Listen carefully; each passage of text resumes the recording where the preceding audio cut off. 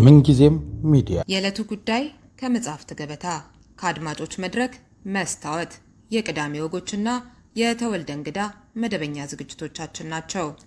703 475 6309 ስልካችን ምንጊዜም ሚዲያ @gmail.com የኢሜል አድራሻችን ነው። ሰብስክራይብ በማድረግ ቤተሰብ ይሁኑ። ምንጊዜም ኢትዮጵያ። ሰላም ጤና ይስጥልኝ። የምንጊዜም ሚዲያ ቤተሰቦች ሳምንታዊው መስተዋት የተሰኘው ዝግጅታችን ጀምሯል። ለዛሬ እንደ መስተዋት እንዲያገለግለን የመረጥንላችሁ የመጨረሻው መፍትሄ የተሰኘ ፊልም ነው። ከፊልሙ ደራሲና ዳይሬክተር ሄኖክ ገረመው ጋር በየመጨረሻው መፍትሄ መስተዋትነት እንደ ህብረተሰብ ካሉብን ጉድፎች መካከል አንድ ሁለቱን እየተመለከትን ስለ መፍትሄያቸው እንነጋገራለን። ሪዮት አለሙ ፕሮግራሙን አዘጋጅቼ ያቀርብላችኋለሁ። ተከታተሉን። ሄኖክ ግብዣዬን ተቀብለ ስለተገኘ በጣም አመሰግናለሁ። እሺ ሪዮት፣ ቴንኪው። እኔም አመሰግናለሁ ድጋሚ ስለጋበዝሽኝ።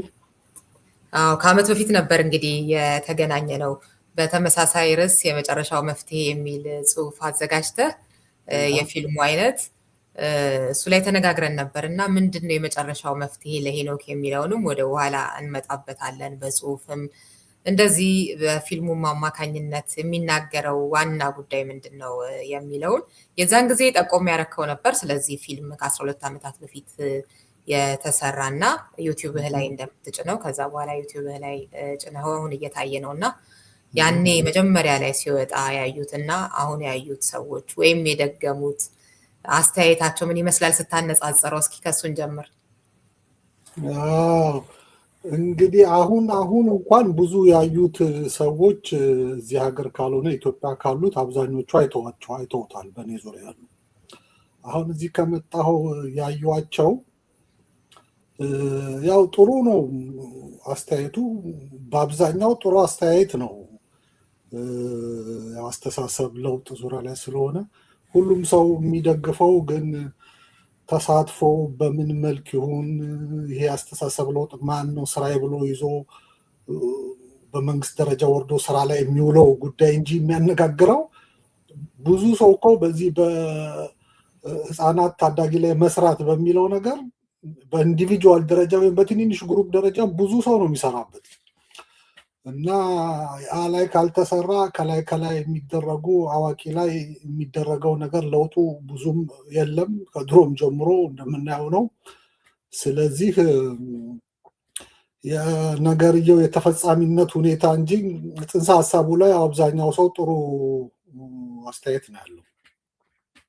እሺ እንግዲህ ጠቆም አድርገሃታል፣ በኋላ እንመጣባታለን ብዬ ነበር። ይሄ ልጆች ላይ መስራት፣ ህፃናት ላይ መስራት፣ ትውልድ ላይ መስራት የሚለውን ነገር አለበለዚያ ዋጋ የለውም ሌላውን ነገር የፈለገ ብንለፋ እሱን እስካላደረግን ነገር የሚለው መልእክት በተለያዩ ጽሁፎችህም በዚህ ፊልምም አማካኝነት የሚታይ ነው ጎላ ብሎና ያው እዚህ ላይ መስማማት አለ። ግን የስራ ክፍፍሉ ላይ ስንመጣ፣ ተግባራዊነቱ ላይ ስንመጣ ነው ችግሩ የሚል ነገር አሁን አንስተሃልና እሱም ነው። ግን እሱም ላይ በቂ መስማማት ትኩረት አለው የሚለውን እጠራጠራለሁኝ።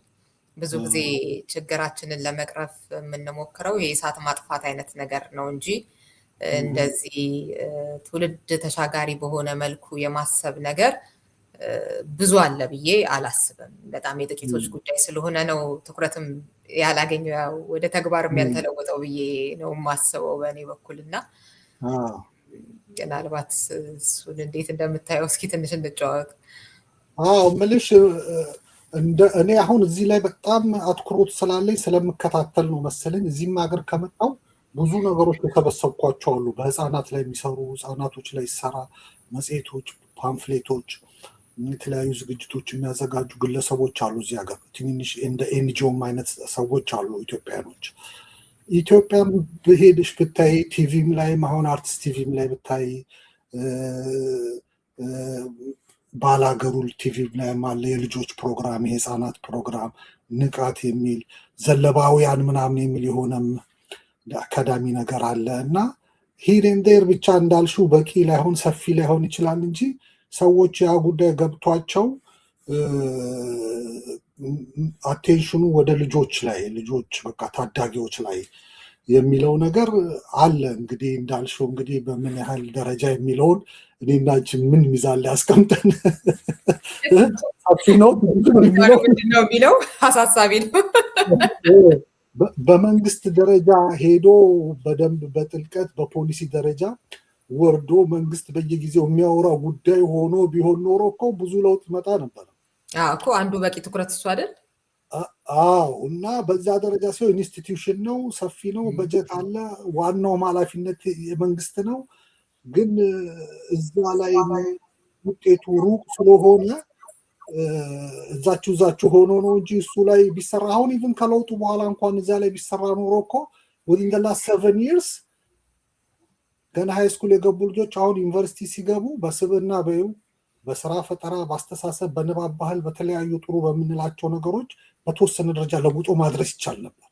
ወሬው፣ ሚዲያው፣ በጀቱ በተወሰነ ደረጃ ለነዚህ ሰዎች ቢሆኑ ሊቫሎን ይሄ ለንቃት ወይም ደግሞ ለተሻለ ሰውነት ቀርቶ ቢያንስ ኑሮን ለመደገፍ የሚያስችሉ ነገሮች እና ይሄ አሁን ሀገራችን ላይ ትልቅ ችግር የሆነው የማንነትን መሰረት ያደረጉ ብሽሽቆች፣ ጥላቻዎች እሱን እንኳን በተለያዩ ጭውውትና በተለያዩ መጽሐፍትና ነገሮች በትምህርት ቤት እንዳለ ስራው ካንትሪ አድርጎ የሆነ ጥሩ ነገር ማግኘት ይቻል ነበር። ግን ፎከስ አልተደረገም። ግን ችግሩ ግን እኮ ተነግሮናል። ችግሩ የተነገረን እኮ በትልቅ ባለስልጣኖች ነው። ትዝ ይልሽ እንደሆነ በተለይ በዶክተር ለማ መገርሳ የተነገረው ነገር ሕክምና ይፈልጋል እኮ ትልቅ ስር የሰደደ እስከ አፍንጫው ጥላቻን መግበነዋል፣ ያስፈራኛል ያሉት ሰው እንደሱ ከተባለ ፕሮብሌም ዜር እና በዚህ ደረጃ በዚህ ያህል ትልቅ ባለስልጣን ጋር እንዲህ ነገር ከተወራ መድኃኒቱም እኮ ያስፈልጋል። እሳቸው ዞር አሉ አይደል? አሁን መድኃኒቱ ምንድን ነው? መድኃኒቱን መንግስት ለምን አያወራውም? ለምን ባለስልጣኖች አያወሩትም? ለምን በፖሊሲ ተቀርጾ በየትምህርት ቤቱ ድርቅ ባለ ነገር ሳይሆን እኔ አንዳንድ የጻፍኩታለሁ ወደፊት እልክልሻለሁ። በቃ የሆነ ለምሳሌ እንደ ጉብኝት በረፍት ሰዓት አሁን በገጠር እንሄዳለን። አንዱ ተማሪ በረፍት ሰዓት ሌላ ብሔር፣ ሌላ ቋንቋ ያለበት፣ ሌላ ካልቸር ያለበት ሄዶ ስለዛ ጥሩ ሲያወራ ይሄ ምግባቸው፣ አለባበሳቸው አላደል በሲምፕል ወጪ ግን ኮኔክሽን መፍጠር ትችላለሽ። የተናቆረውን ማህበረሰብ ጥሩ አልሰራንም የተባለውን ካልታከመ ሌላው ማቅንጦት ሊሆን ነው። ይሄ የኑሮ እድገቱ የተሻለ ነገር ቴክኒካል እና እውቀት ላይ ምናምን የፐርሰናሊቲ ነው ዋናው፣ ሂውማኒቲ ላይ ነው ዋናው። እሱ ላይ እኮ ሁሉ ነገር እኮ ወደታች እና ያ ሲሪየስ ከባድ ነው። አዎ በጣም እንዳልከው የሚደረጉ ጥረቶች አሉ እዚህም እዚያም። ግን በቂ ቢሆኑ ኖሮ ያለንበት እንደርሳለን ወይ የሚለው ትኩረት የሚሰጠው ስለምን አይነት ነው? ቅድም የጠቀስካቸውን ፕሮግራሞች ጨምሮ የልጆቻችን ኢትዮጵያን እንደዚህ ያለውኝ እና ብዙዎቹ እንደ አይነት ነገር ትኩረት ሰጥተው የሚሰሩ ፕሮግራሞች ወይ የሆነ ቦታ ላይ ሲደነቃቀፉ ነው የምታየው፣ በተለይ በበጀት እጥረት ምናምን። ስለዚህ ገበያ የሚያስገኝ የሚባለውን ነገር ነው ስፖንሰር ለማድረግም ብዙ ባለሀብቶች የሚተጉት። በመንግስት በኩልስ ያለው ትኩረት ምን ያህል ነው የሚለውን አሁን እንዳልከው አይነት ነገር አለ። በቂ ብቻ በየዘርፉ በቂ የሆነ ነገር ሰጥተነዋል ብዬ አላስብም። ለዛ ነው እና እንጂ ያው እንዳልከው እንግዲህ የመጨረሻው መፍትሄ ምንድን ነው ታዲያ ከእሳት ማጥፋት ባሻገር የሚለውን ስንነጋገር ዞረን ዘላቂ የሆነ ነገር ካሰብን ወደዚህ መሄዳችን የሚቀር አይመስለኝም። እስኪ ፈገግ የሚያሰኙም ነገሮች አሉትና ፊልሙ ሲሪየስ ብቻ እንዳይመስል አንድ ቦታ አይተን እንመለስ እስኪ። ብዬ አይዘጋም መሰለሽ? ጉደኛ ሌቦች ደግሞ አጋጥሞኝ ለዛ ነው የቀረቡብሽ። ሰላም ነሽ? ሁሉ አማን አለሁ። የጨረቃ ትምሩስ እንዴት ነው? አማን ነው፣ ጥሩ ነው።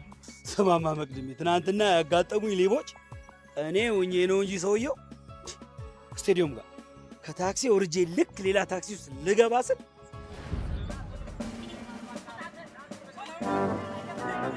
ሰላም ነው አለን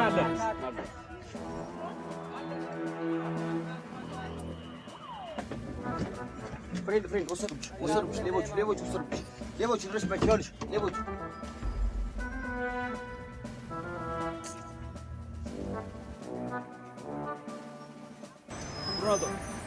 Pronto.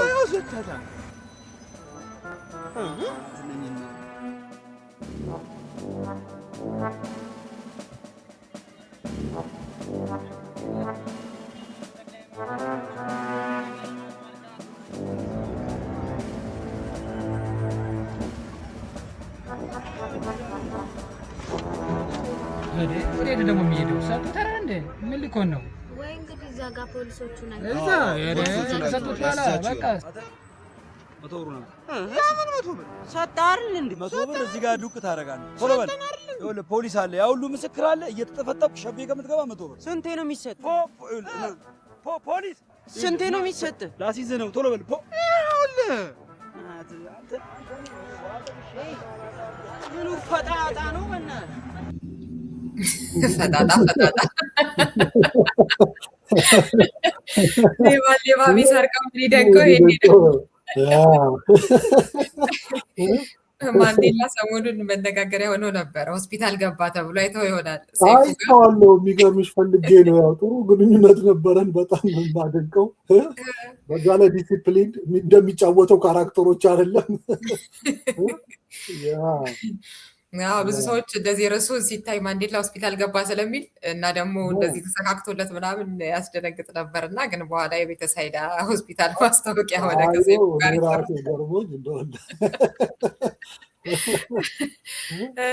እንደው ምን ልልህ መሰለህ፣ ሌላ ባለፈውም ስንነጋገር ከዓመት በፊት ያንተን ባክግራውንድ ከሌላ ባክግራውንድ ነው የመጣኸው እና ትምህርትህም የሰራህበትም እዚህ ጋር ደግሞ የዚህ ፊልም ደራሲውም ዳይሬክተሩም አንተ ነህና የተወኑበትም ደግሞ እንደዚህ ማንዴላን ጨምሮ እነ ደረጀ ደመቀ ታዋቂ ሰዎችም ያሉበት ነውና እንዴት ገባህበት የሚለው ነገር እሱን እስኪያወራን።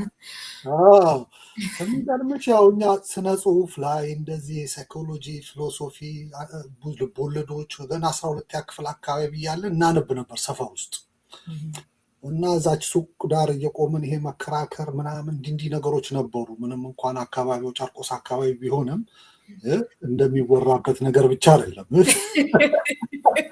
እንደሚወራበት ብቻ አይደለም እያልከን እና እንደዚህ ስንቀያየር ኢዝ ጀስት ላይክ ዩ ኖ ሜካኒዝም ወይም ላይክ አይዲያዬን በምን መልኩ ላውጣው ማስበውን ነገር እንግዲህ ሰው አርቲስቲካሊ በስዕልም ሊገልጽ ይችላል። ውስጡ ያለውን ነገር በጽሁፍ ሊሆን ይችላል። በፊልም የሚለውን መረጥኩኝ። እኔ ቻናሉን ፊልም ቢሆንስ ብዬ መረጥኩና ስለ ፊልም በኋላ ላይ ቆይቼ ማየት ጀመርኩ፣ ማጥናት ጀመርኩ። መጽሐፎች እዚህ ጓደኞቼ እዚህ አሜሪካ ነገር ነበሩ የዳይሬክቲንግ መጽሐፍ፣ ሊትሬቸር መጽሐፎች እያነበብኩ ራሴን እያዘጋጀው ቆየው። ያው አየር መንገድ ውስጥ የተወሰነ ሲበቃኝ በደንብ እዛ ላይ ራሴን አዘጋጀውና የመጀመሪያውን ፊልም ሰራው።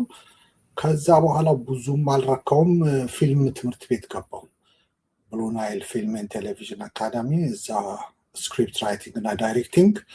ስለዚህ ሁለተኛውን ይህን የመጨረሻውን መፍትሄ ሰራ ትንሽ በቴክኒክም በእንትንም ታግዤ ነው እንደሱ አድርጌ ወደዚህኛው ሄድኩ እና ያው መነሻው ንባብ ነው። ከንባብ ነው እንግዲህ ቀስ እያለ ወደዚህኛው ቴክኒካል። ያኔም እኮ ብዙም የ6 ወር የ3 ወር ኮርስ የሚሰጡ እንጂ በዲፕሎማ ደረጃ በዲግሪ ደረጃ ምንም አይነት ዩኒቨርሲቲ አልነበረም። ያኔ ፊልም አልነበረም። አሁን በጣም ሬሰንትሊ ላይ 4-5 ይርስ ይሆናል አዲስ አበባ ዩኒቨርሲቲ የጀመረው ፊልም እና ሁሉም ራሱ በራሱ በጣም ጥቂት ሰው ነው ውጭ ሀገር ሄዶ ተምሮ መጥቶ ምናምን ያለው እና ሁሉም ራሱን እያስተማረ ነው ያው የሚታገለው እና ያው በተወሰኑ ነገሮች ቅርብ እናሰኛችሁም እንግዲህ የቻልነውን በቻልነው ልክ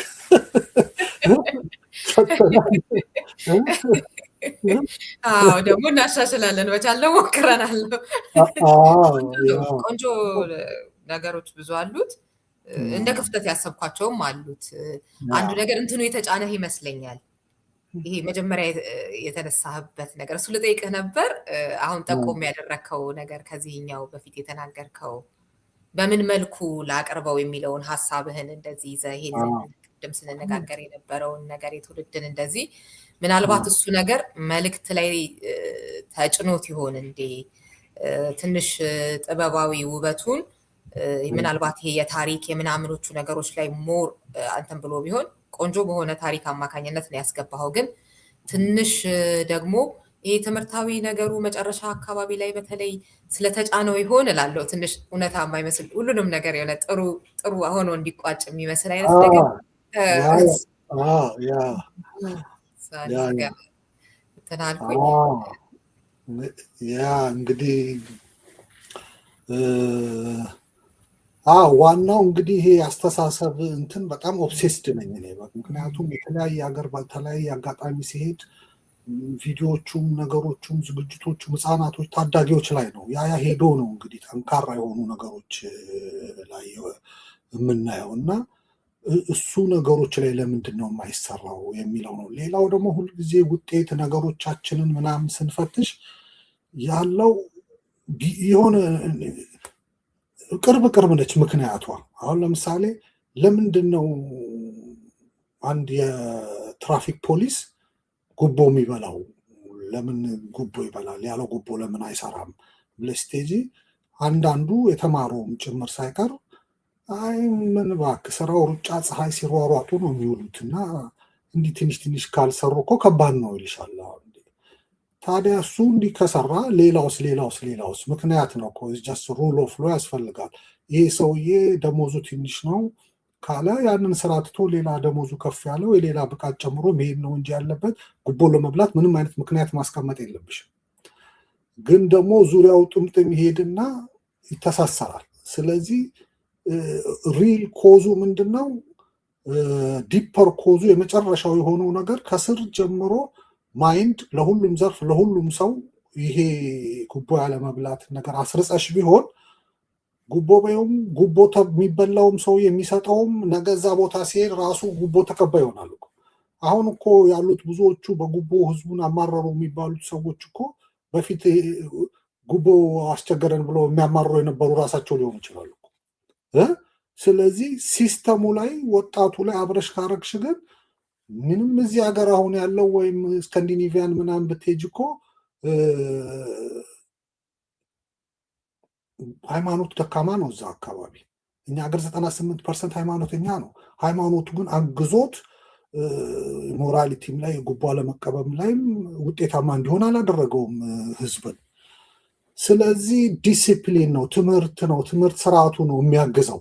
ትምህርት ስርዓቱ ይህን አድርጎ ሌላው ዓለም ላይ በጥሩ ሁኔታ ሰው ተግባብቶ በጥሩ ሁኔታ በስርዓት በዲሲፕሊን አብሮ ተሳስቦ ለመኖር የቻለው በትምህርት ስርዓትና በዲሲፕሊን ከልጅነት ጀምሮ በሚደረግ ኢንካልኬሽን ነው።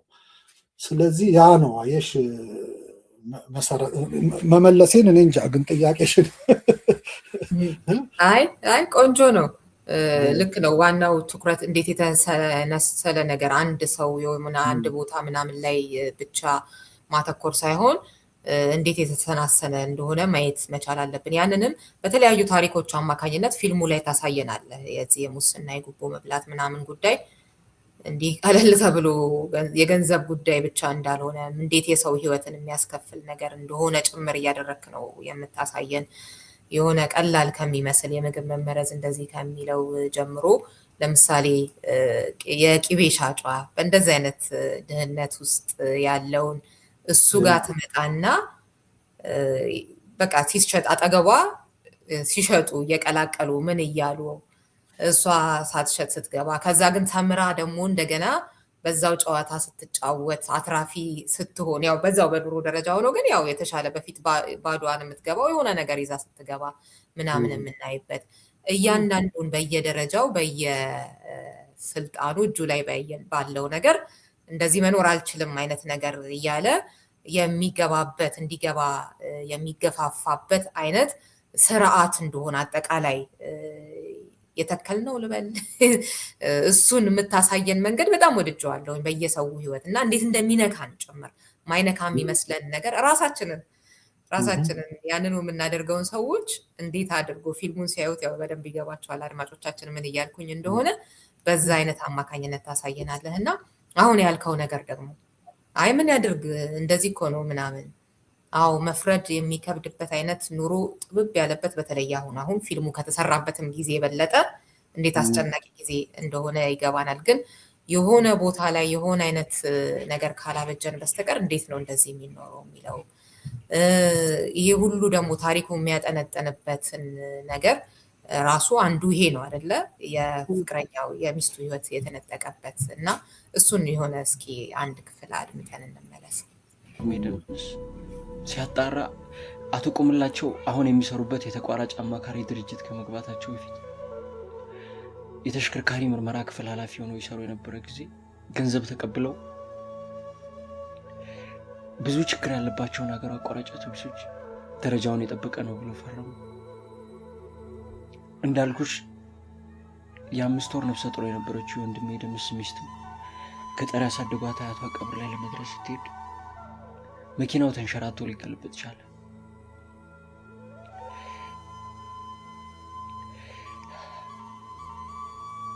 ነፍሰ ጡር ወንድሜ ሚስት በዚሁ አደጋ በአሰቃቂ ሁኔታ ህይወቷ አለፈ። ከዛም በመረጃ እጥረት መክሰሱ የማይሆን ሲሆን ደምስ ስራውን ለቆ አባትሽን መከታተል ጀመረ፣ እሱም ለመግደል። እኔ ደግሞ ተቃወምኩ። እንደዚህ አይነት ስራ የሚሰሩ ሰዎች ቶሎ እንደዚህ አይነት ነገር ስለማያቆሙ በሌላ ወንጀል ተከታትለን እንያዛቸው የሚል ሐሳብ አምጥቼ ክትትሉን ጀመረ። በቃ ይሄ ነው ያለው ህይወቴ። መጀመሪያውን ኢንፎርሜሽን ፍለጋ ነው የቀረብኩሽ አትለኝም ነበር? በፍጹም አይደለም ህይወቴ፣ እባክሽ ተረጂ።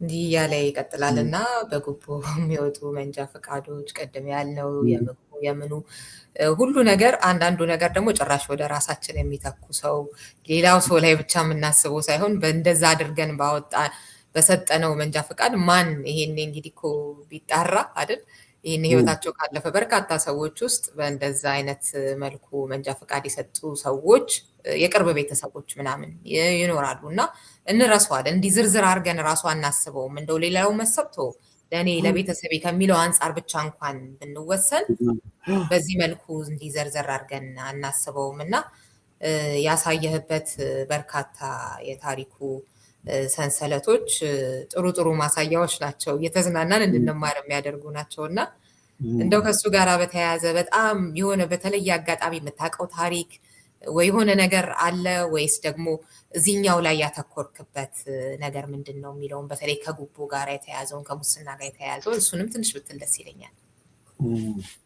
እንግዲህ ምንድነው አሁን እዚህ ራሱ ስቶሪ ላይ እንዳየሽው ሰዎች ይጎዳሉ፣ ሰዎች ለበቀል ይነሳሳሉ፣ ለምን ይላሉ። እነሱ ቦታ ጋር ስትሄጂ እነሱ ራሳቸው በደል ሰሪዎች ናቸው በተሰማሩበት ቦታ ላይ። ባልተሰማሩበት አካባቢ ሲሄዱ ደግሞ እንዲተደረግን እንዲሆን ብሎ መነጫነጭ አለ እና አሁን ዞሮ ዞሮ አንድን ነገር መፍትሄ ለማምጣት ጊዜያዊ ግብታዊ አሁን እዚህ ጋር እንደተጠቆመው ፈጣን መፍትሄ ነን እያሉ አይደል የሚገቡት። ፈጣን የሚባል መፍትሄ የለም።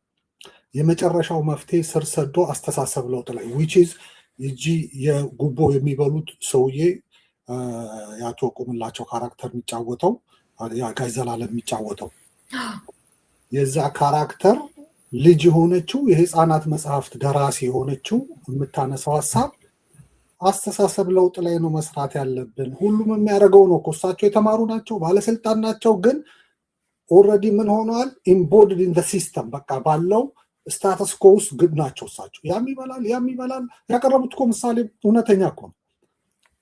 ቲፕም እንትን የሻይ ቤቷም ሰራተኛ ጋራዡም እዛ ልብስ ልትገዥም ስትሄድ ኤቭሪባዲ የሚቦጭ ከሆነ ምንም የማይቦጭ እኮ ተወጫጭቆ ሊያልቅ እኮ ነው።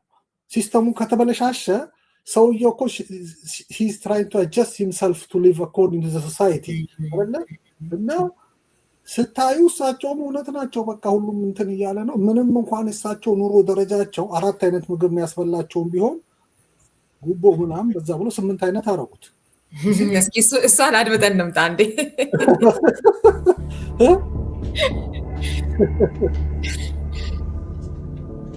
ወይ ጥሩ ሰዓት ደረስክ። ቁጭ በል ብላ ያዝ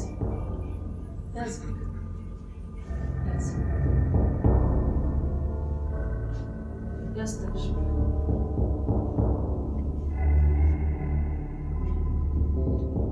እንደሚገባችሁ መኖር እንድትጀምሩ ባለፈው ጊዜ ተነጋግረን ነበር። የእናንተ ገንዘብ እንዲህ አይነት ኑሮ ሊያኖራችሁ እንደማይችል ሂሳቡ ስሌቱ ተሰርቶ ተሰጣችሁ።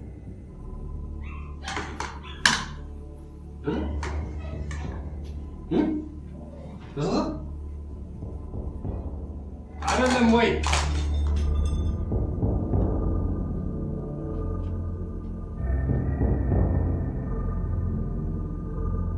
በገንዘባችሁ እንዳቅማችሁ 4 አይነት ምግብ ብትበሉ ምን ትሆናላችሁ?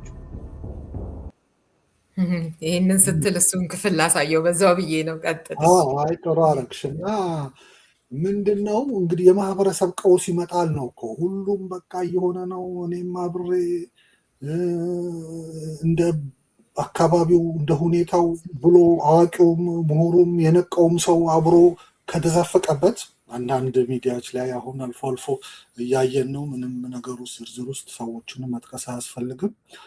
የሚገርምሽ ይህንን ፊልም እግረ መንገድ ለማሳየት በምንሄድበት ጊዜ አንዳንዶቹ ገና እዛ ፊልሙ ላይ እኔን ጫማ ቀየርክ ብለህ ምንድን ነው የምታጎሳቁሉኝ?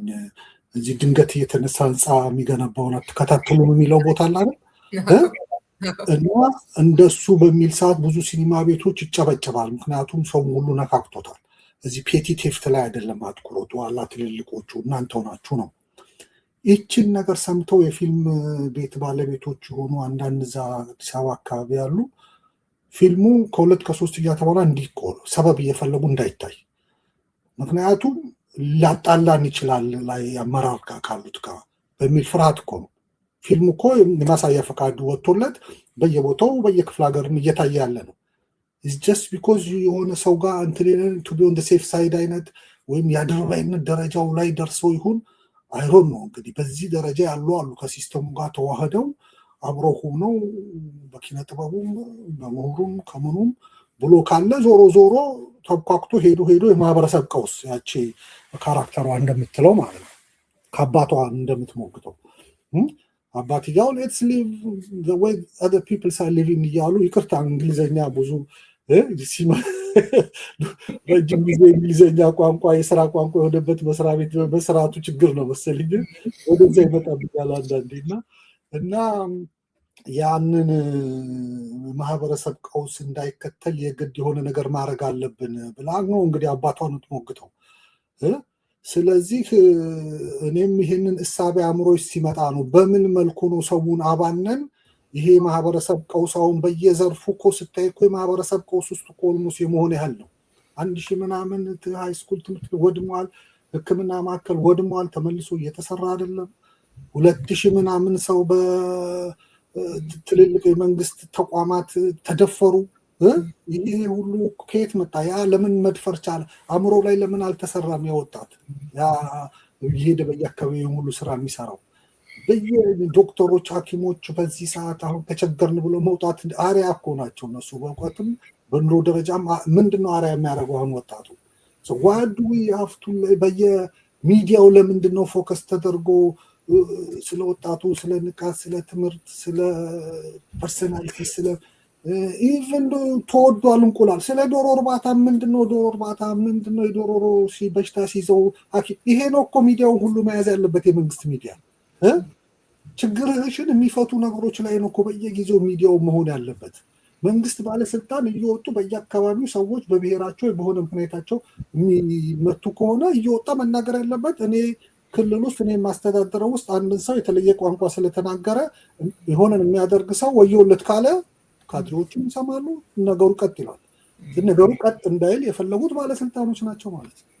ባለስልጣኖቹም ደግሞ እንዴት አድርገን ነው አሁን ሆ ብለን በሆነ መንገድ ይሄን አርጉ ብለን እንበል ብዬ ከሆነ ጽሁፍ ላይ ልክ ያለው እኮ አንቺ ከዚህ በፊት ስናወራ የሆነ ስብስብ ያስፈልጋል ስትይ ትዝ ይለኛል። እና ያን ስብስብ ተሰባሰቡ፣ እኔንም ካስገባችሁኝ ያስገቡኝ፣ ወይም እናንተ ታዋቂ ሰዎች አሁን በዚህ በሀገር ጥሩ ይሁን እንዲናደርግ እንዲህ ካልሆነ ሀገር ልትበታተን ነው የምትሉ ሰዎች ይሄን አድርጉና መንግስትን ተጽዕኖ አድርገን እንዲያደርግ መንግስትን በለው ይህን መልካምነት ለህዝቡ በትክክል የሚያስብ ከሆነ የሚል እኮ ነገሮች ውስጥ ካልገባን ሁላችንም እየተናገርን እንዲህ የምንጠፋ ከሆነ የተናገርን የምንጠፋ ከሆነ ወደ ሙቭመንት ወደ ንቅናቄ ካልተቀየረ ለውጡ እንዴት ይመጣል?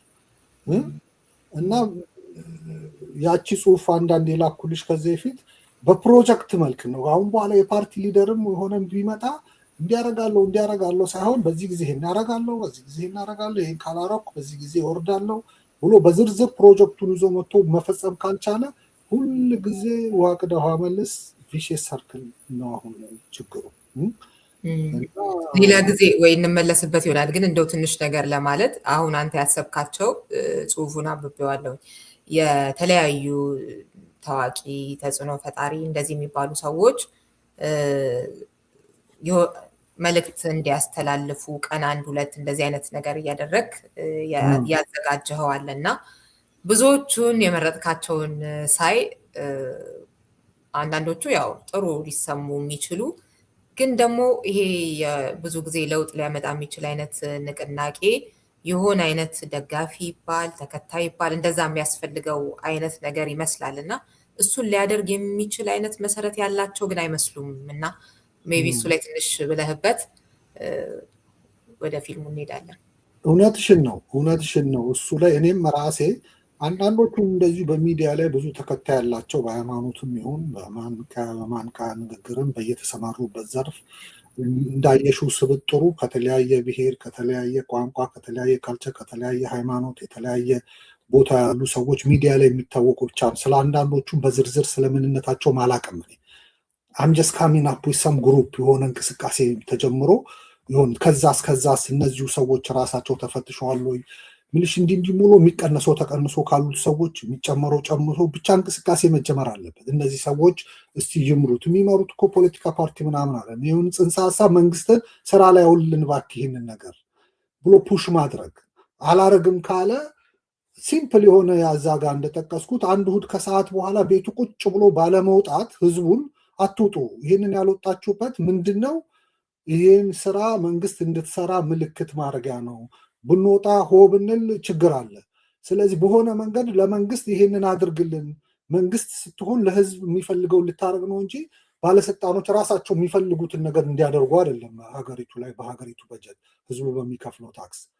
ስለዚህ እነዛ የመረጥኳቸው ሰዎች አንዳንዶቹ እንዳልሽው ነው ላይሰሩት ሊሉ ይችላሉ። ግን እያንዳንዱን ሰው በዝርዝር ዲቴይል ጥናት ለማድረግ ደግሞ ትንሽ ከባድ ነው።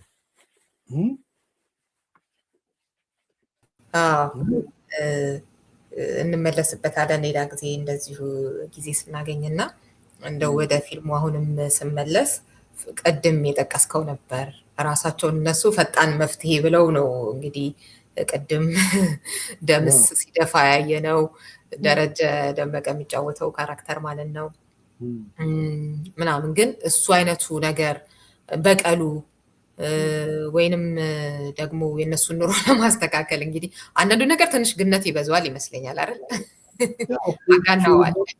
ምንድን መሰለሽ አሁን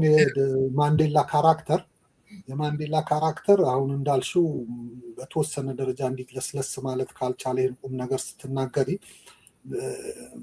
ተደራሽነቱ አናሳ ይሆናል። እነ ማንዴላ አይነት ካራክተሮች ደግሞ ሲኒማ ቤቶቹ ጋር ይሄ ሰፈር ውስጥ ያለ አይደል አጋጣሚውን ጠብቆ ገንዘብ ለማግኘት የሚሞክር ይሄ የሞራል ዱስ ኤንድ ዶንትስ ደንታ የሌለው እሱ እስከተመቸው ድረስ አይነት ካራክተሮች እና አለም ሰገድ ብዙ የታወቁ አሉ። እንደዚህ አይነት ካራክተር የሚጫወቱ ብዙ ተመልካች አላቸው።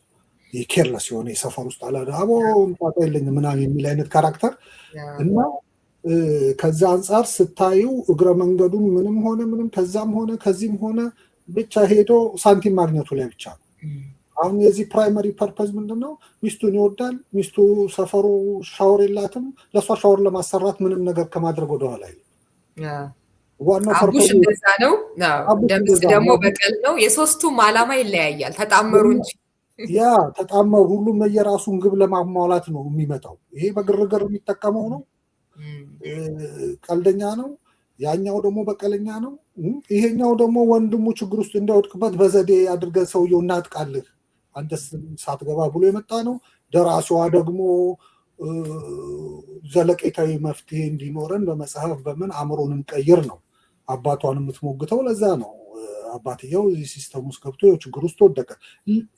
ረፈደም ደግሞ እኮ የሚገርመው ብዙም ቢሆኑ እነዚህ ችግር የሚፈጥሩ ግፍ የሚፈጽሙ ሰዎች እኮ ኢንዋን ወይ አራዘር ሂስቶሪካሊ እንደምናውቀው የእጃቸውን ያገኛሉ። በምንም ሆነ በምንም ሌሎች ግፍ በሚፈጽሙ ሰዎችም ተራቸው ደርሶኛ አስተካካይ ነን በሚሉም ሰዎች ቅጣት ይደርስባቸዋል። እነዛ ቀጮቹ ራሳቸው ደግሞ እኮ ተመልሰው ተቀጭ ይሆናሉ ከተወሰነ ጊዜ አይደለ? ሂስቶሪካሊ የምናየው እሱን ነው። በጣም ያሳዝናል። እንደዚህ ስለዚህ ለማቆም አስተሳሰብ ለውጥ ወጣቶች ላይ ታዳጊዎች ላይ ውጤቱ ጊዜ ቢፈጅም የግድ መጀመር ያለበት ዛት ሴት በቃ በጀቱ ምኑ ወሬው ሚዲያው ምናምን አትሊስት ተስፋ ይኖራል። እኛ ከእርጅናው ከምኑ በፊት አገር መሰረት ይዛ ማለት ነው። አገር መሰረት ይዛ በየዘርፉ ግብርናውም በይው አስተሳሰቡም ቢው መተሳሰቡም በይው ኤጁኬሽን ላይ ሚዲያ ላይ ግብርና ላይ ሳይንስ ላይ እንደሱ ነው። እና ያ ስብስብ ያልሽውን እንግዲህ አንቺ ከጀመርሽው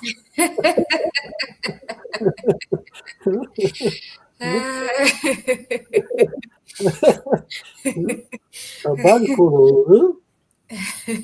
ኑሮም ደግሞ አለ በዛ በዚህ ኑሮም ይዘናል እና በደንብ ስራዬ ብለን ወጥረን እዚህ ውስጥ ለመሳተፍም ደግሞ ኢንዲቪጁዋሊ እሱም ከባድ ነው። እንግዲህ እንዳልሽው የሆነ ስብስብ ቢኖር ጊዜ የተሰጣቶ ፕሮግራም አውጥቶ እንዲህ ወደኋላ የሚል ሳይሆን እያንዳንዷን ነገር ያደርጋል። አልሆነም ከዛ ምን እናድርግ፣ አልሆነም ከዛ ምን እናድርግ፣ እንዲናድርግ ብሎ ጥግ ድረስ የሚሄድ አይነት ስብስብ ያስፈልጋል እና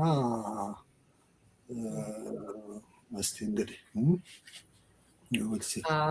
እንግዲህ ብዙ በጎ ምኞት ያላቸው ሰዎች ወይንም ደግሞ እሱን ቀደም እንዳልከው በተለያየ አይነት መንገድ የሚገልጹ ሰዎች እሱ ስለተገለጸ ብቻ መፍትሄ ይመጣል ወይ እስከ ጥግ ድረስ እንዴት ሆኖ ሰብሰብ ብሎ ሀሳብን በስራ ላይ መዋል ይቻላል ወይ የሚለው እንዳልከው አይነት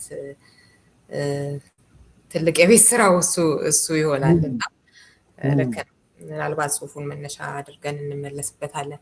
እስኪ አሁንም ከማንዴላ ትንሽ ፈገግ ብለን እንመለስ። ምርመራ ክፍል ያለው እግር ነው። የዚህ ሰፈር ልጅ አትመስልም። ይህን ሁሉ ገንዘብ ደግሞ ከየት አመጣው?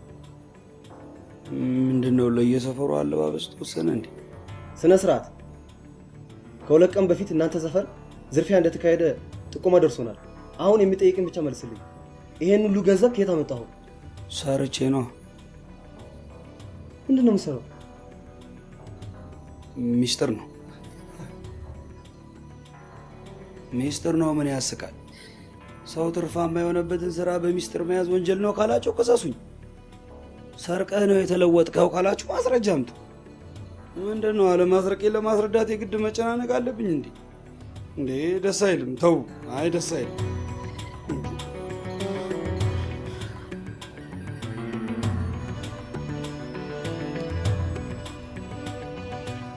ምን አርግ ነው የሚለው አቡሼ? ከሰፈሩ ጋር ማየር ልብስ ለብሳል ብለው ነው። የሆነ ነገርም አለ። ክትትሉ ተጠናክሮ ይቀጥል። እሺ ዋና ሰው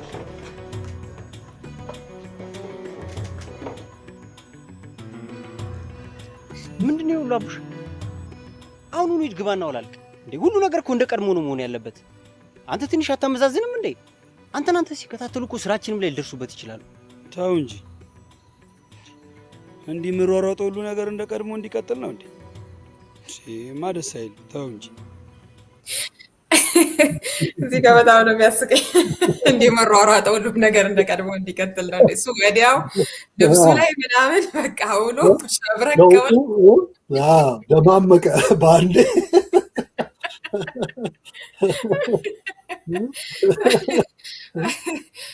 አንዳንዱ በቃ ያው ልክ ህይወት እንደ ድሮ የቀጠለ ምናምን አስመስሎ የሚኖራል እና አንዳንዱ ደግሞ ቶሎ ይታይበታል አይደል? መዝረፉ ምን ማለቱ ልውጥ ብሎ አይ ቤት ውስጥ እንደፈለክ ብላ ምናምን ይለዋል።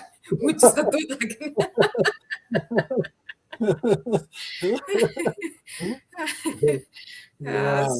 እሱ ክፍል በጣም አዝናንቶኛል እና እዛ ጋር ለየሰፈሩ አለባበስም ወጣለት እንዴ ምናምን ከሰሞኑ ያለባበስ ጉዳይ ጋር ከቲክቶክም ከምኑም ጋር እያሰብኩኝ ያለባበስ ነገር ስል ነበረ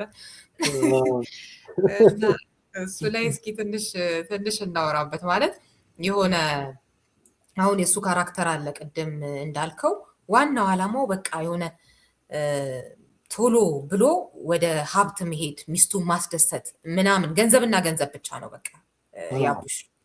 የሌላው ደግሞ ይለያል። በቀል አለ ወንድሙን የማዳን እና የሆነ ምናምን ከዛ ዘላቂ መፍትሄ የምታስባለች እንዳልከው እንዲህ አይነት እና በተለይ የሶስቱ ጥምረት እኔ በቃ እንደዚህ የሆነ አንድ ነገር ለማድረግ የተጣመሩ ግን የተለያየ ሞቲቭ ያላቸው አይነት ነገር እና እሱ የሆነ ደስ የሚል ነገር ሆኖ አግኝቼዋለሁኝ እና እስኪ ስትቀርጻቸው ይሄንን ታሳቢ እያደረክ የተለያየ ውክልና እንዲኖራቸው እያደረክ እንደሆነ አስባለሁ። እሱን አጫውተን እንዴት ነበር የሚለውን ፕሮሰስ። ምንድነው እንግዲህ አብዛኛው እኮ አሁን ይሄ የማንዴላ አይነት ካራክተር ነው። አብዛኛው ወጣት በተለይ በአሁን ሰዓት እየቆየ ሲሄድ አብዛኛው በቃ ምንም አይነት ዲተርሚኔሽን እና ጎል የለም። በቃ ዝም ብሎ በተገኘው ነገር ለነገሩ ትምህርቱም እኮ ደክሟል። ሙትት ካለ ሞራሊቲው ምኑም እቅድ ማውጣቱ እንዲህ አይነት የሆኑ ድሮ መጽሐፎች የተለያዩ የሚገርምሽ የተለያዩ አሁን እነዚህ ሁሉ ይኸውልሽ ፍላየሮቹ ምኖቹ ይታያል። እስኪ አይታይም። እነዚህ ፍላየሮች ቆይ በደንብ የሚታየውን ላሳይሽ። አሁን እቺ ፍላየር ነች ስለ ሲስተም ቆይ በደንብ ከሚታየው ላድርግልሽ። ታሪክና ምሳሌ ከበደ ሚካኤል አሁን ምንድነው የዞኒ ስነ ምግባር አይሹ ይሄ አሁን ስለ ልጆች ስለ ወጣትን ያሉ እቅድ አላማ ምን መሆን ትፈልጋለህ፣ ያ የምትፈልገውን ነገር ለማድረግ ምን ማድረግ አለብህ፣ ስነ ምግባር ሞራሊቲ፣ ግብረ ገብ የሚባሉ ነገሮቹን በስር ሰተሽው ካልሄደ ይሄው ወደቀ። 1000 ተማሪ አንድም አላለፈም። ውጤቱ ምንድን ነው የሚሆነው? ይሄ ማንዴላ የተጫወተው ካራክተር አይነት ነው እኮ በቃ ትርክምክም ያለ አጋጣሚውን የሚፈልግ ምንም እንትን የሌለው አይነት ነው እና እንዲህ አይነት ካራክተሮች ምንድን ነው የሚሆኑት? ምልሽ አጋጣሚ ሆኖ መጨረሻ ላይ ምንም አልደረሰበትም። ብዙዎቹም ሪል ላይፍ ላይ ምንም ነገር አይደርስባቸውም። ይሄ በቀል ላድርግ ያለው ጎልቶ የሚታየው ነው የሚደርስበት። ምክንያቱም የሆነ ሩል ኦፍ ሎው አለ፣ እሱ ይያዛል እና ያው ሲስተም ውስጥ አስተሳሰባችን አካባቢያችን ከምንኖርበት ካለው አካባቢ ያሉትን የማህበረሰብ ምልከታዎቹን ነው እንግዲህ በስቶሪ መልክ አምጥቼ የሆነ የምንማርበት ነገር ይኖራል። የሆነ በራሳችን እያንዳንዳችንን መኮርኮር ነው። አሁን ይሄ አንድ መነሳት እንዲኖር ሁለን ያም እያደረገው ነው እያልን ከሄድን መጨረሻችን ሄዶ የማህበረሰብ ቀውስ ነው። አሁን 13 ይርስ 13 12 ዓመት በፊት ነው እንግዲህ ይሄ ላይ ካልሰራን ያለው አሁንም እንደዚሁ እያልን ነው። እንደውም የበለጠ ሆኗል እንጂ ችግሩ እዚህ ላይ የሚነሱት ነገሮች በበለጠ ሁኔታ ነው ያሉት ችግሮች። እና ምንድነው ነው እኮ የሚልሽ አሁን ታገል ሰይፉ የሞራል ክትባት ብሎ ሁላ ሚኒስትር መስሪያ ቤት ድረስ ሁሉ ሄዶ ህፃናት ላይ እንዲሰራ ብዙ ሰው ነው እኮ የሚለው። አሁን አንድ መምህር ስሙን ጠፍቶኛል ንባብ የምትል ሰርተፍኬት ላይ እንድትገባ እየታገለ የነበረ ሰው አለ። ገብቷቸዋል። ብዙ ሰው ገብቶታል እኮ። አሁን መንግስት የሚባለው አካል እነዚህን ነገሮች ለምን አሁን ትምህርት ሚኒስቴር ለምን ንባብ የምትለዋን ሰርተፍኬት ላይ ልክ ሂሳብ አማርኛ እንደሚለው ሁሉ ንባብ እኮ ሰው ልጅ እኮ አእምሮ ያሰፋል፣ የመረዳት ነገርን ከፍ ያደርጋል። ብዙ ነገሮች ነው እኮ የሚለውጠው። ሌሎች ሀገር አለ እኮ ሌላ ሀገር ላይ ካለና ከጠቀመ ከሰራ እዛ ጥሩ ከሆኑ ለምን ያንን ኮረጀን እኛ ጋር የሚጠቅመውን ነገር አናስገባው? ስለዚህ ከዚህ አንጻር ነው እንግዲህ እነዚህ ካራክተሮች የተቀናጁት። ሪዮት እሺ፣ በጣም አመሰግናለሁ ሄኖክ።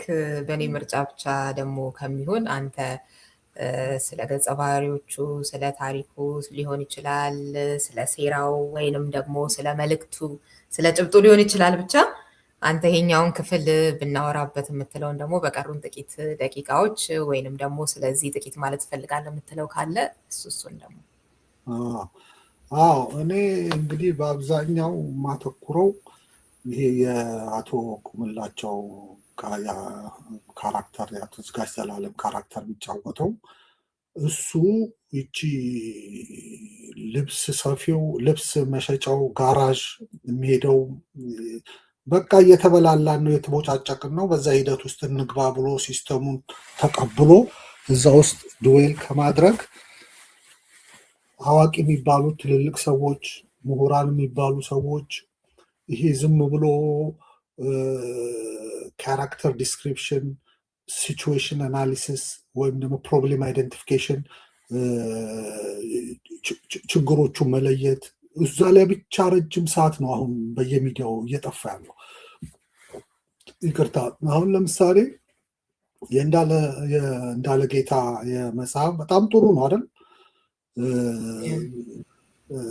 መጽሐፍ እና በመጽሐፍ ዙሪያ ላይ ውይይቱ ግን አሁን እንዳወራ ነው እነዚህ ነገሮች በትንሽ ግሩፕ 10,000 ሰው 5,000 ሰው 20,000 ሰው 100,000 ሰው ለወጡ 130 ሚሊዮን ነው፣ የትም አይደርስም።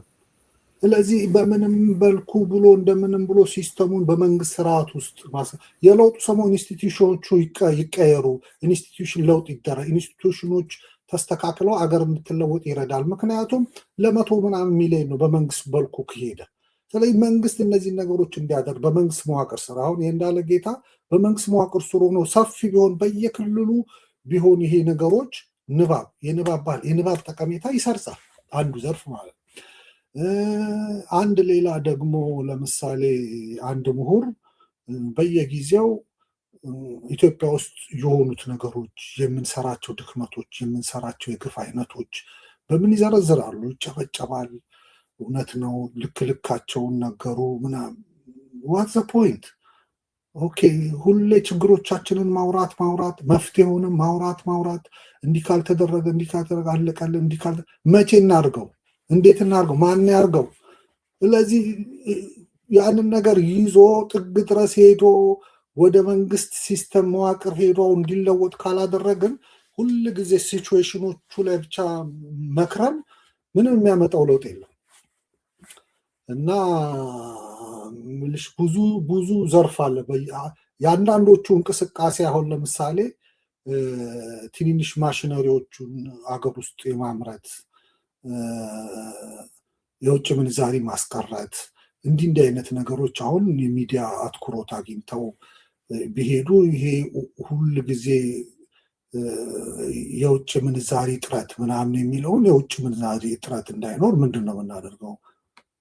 እንዴት ነው በየሚዲያው የምናደርገው? ወጣቱም ስራ እድል ያገኛል በዚያው እና ሚዲያ ላይ የምትሰሚው ፕሮብሌማችን መፍትሄው ኢቨን ችግሩንም መናገር መፍትሄውን መናገር በአሁኑ ሰዓት ቅንጦት ነው። አሁን ካለው ብዙ ችግር አንጻር ኦኬ መፍትሄው ችግሩ ይነገር፣ መፍትሄው ይሰንዘር። ስለዚህ ምን ይሁን? ያ መፍትሄው እንዴት ስራ ላይ ይዋል? that's the point, that's my point። መፍትሄው ስራ ላይ እንዴት ይዋል? መቼ ይዋል? ማን ያውለው? ኦኬ መቼ እንነጋገር? ዛሬ መቼ እናድርግ? የዛሬ ወር ምን እናድርግ? ሪዮት እንደዛ ካልሆነ እንደዛ ካልሆነ መፍትሄውን መቼ እናውለው፣ የት እናውለው፣ እንዴት እናውለው አይነት ንግግር ላይ ነው አሁን ያለው። ጊዜ አይሰጥም። ዝም ብሎ ፕሮብሌሙን ብቻ መዘርዘር ወይም ደግሞ ፕሮብሌሙን ዲስክራይብ ማድረግ አናላይዝ። ለጋዜጠኞች አላልኩም፣ ጋዜጠኞች ስራቸው ነው በየጊዜው የሚመጣውን ነገር ማሳወቅ፣ መንገር፣ ችግሩ ይሄን ነው፣ ችግሩ የመጣው ከዚህ ነው ምናምን። አሁን ለሌላው ለምሁራኑና በተለይ መልካም ጥሩ ስብዕና ባህሪያቸውን በእውቀታቸው የሚባሉ ሰዎች ግን አሁን የሚጠበቀው በዚህ ሰዓት ለሀገራችን መፍትሄ አለ። እነዚህ መፍትሄዎች እንዴት ስራ ላይ ውል? መንግስት ካላደረገውስ? እንደዛ እያሉ ጥግ ድረስ የሚሄድ ሰዎች ያስፈልጉናል። አሁን እውነት ነው። በጣም ይሄንን ነው ማለት የምፈልገው። ቴንኪዩ በጣም ስለነበረን ጊዜ በጣም አመሰግናለሁ። በሌላ ጊዜ ደግሞ አሁን መጨረሻ ላይ ያልከውን ቅድምም የነካካነውን ጽሁፍህን መነሻ አድርገን እንደዚሁ ጊዜ ስናገኝ እንመለስበታለን። ለዛሬው በጣም አመሰግናለሁ። እኔም አመሰግናለሁ ሪዮት። መልካም ጊዜ። አድማጭ ተመልካቾቻችን ከሄኖክ ገረመው ጋራ የመጨረሻው መፍትሄ የተሰኘው ፊልሙ ላይ ያደረግነው ቆይታ ይህንን ይመስል ነበር። በሚቀጥለው ከሌላ እንግዳና ርዕሰ ጉዳይ ጋር እቆያችኋለሁ። እስከዚያው ሰላም ሁኑ።